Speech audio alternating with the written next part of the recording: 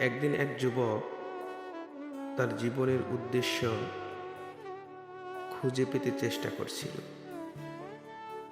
সে ভাবত, আমি কি করব, আমার জীবনের মানে কি। একদিন সে এক বৃদ্ধ লোকের সাথে দেখা করল,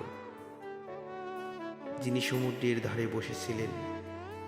বৃদ্ধ লোকটি যুবককে বললেন, তুমি কি খুঁজছ? যুবক বলল, আমি আমার জীবনের উদ্দেশ্য খুঁজছি। বৃদ্ধ লোকটি হাসলেন আর বললেন, তোমার জীবনের উদ্দেশ্য তোমার সামনেই আছে। যুবক অবাক হয়ে বলল, কোথায়? বৃদ্ধ লোকটি বললেন, সমুদ্রের দিকে তাকাও, দেখো এই সমুদ্রের ঢেউগুলো কিভাবে তীরে এসে মিশে যাচ্ছে। ঠিক তেমনি তোমার জীবনের প্রতিটি মুহূর্ত তোমার উদ্দেশ্যের দিকে নিয়ে যাচ্ছে।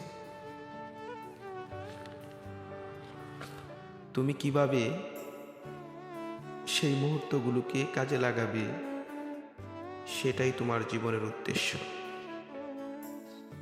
যুবকের চোখ খুলে গেল।